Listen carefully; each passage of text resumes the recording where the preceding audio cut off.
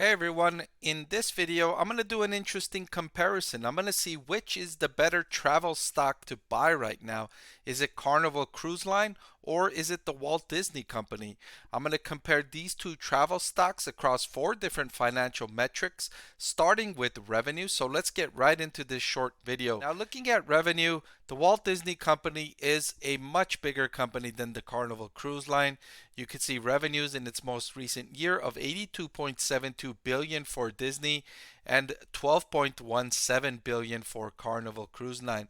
What you will also notice for both Disney and Carnival is a big dip in revenue in 2020, with the dip being bigger for Carnival Cruise Line.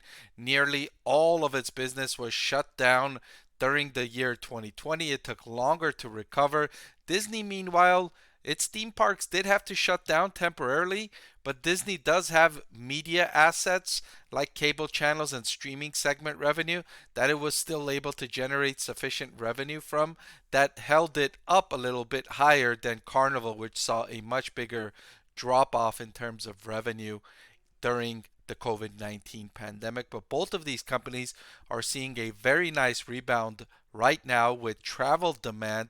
Consumers are just absolutely unleashing pent-up demand for travel, and there's a long way to go for this. It's nowhere near becoming fully recovered from the pandemic, so there's still a long way to go for each of these two companies to recover that demand they lost during the pandemic. The next thing I wanted to compare these two on was earnings per share over the trailing 12 months. And again, you see that big drop off.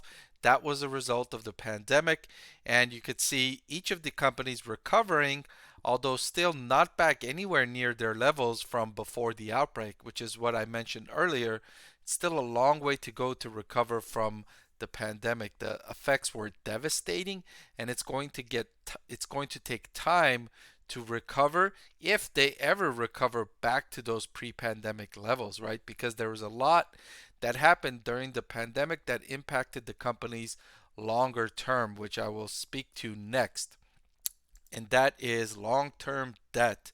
So in order to get themselves through the pandemic, Disney and Carnival Cruise Line borrowed billions of dollars just to make sure they had enough cash to make it to the other side, with the long term debt problem being more severe for Carnival. Because if you look at it here, Carnival has $34.5 billion in debt, and you might say, but wait a minute, that's less than Disney.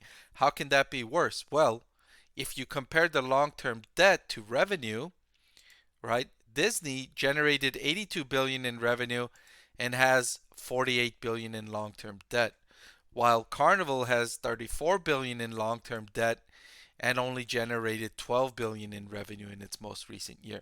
So the long-term debt right now for Carnival is nearly 3 times its latest year's annual revenue. So the debt is a bigger burden for Carnival right now than it is for Disney. Also, Disney has paid down a significant amount of the debt.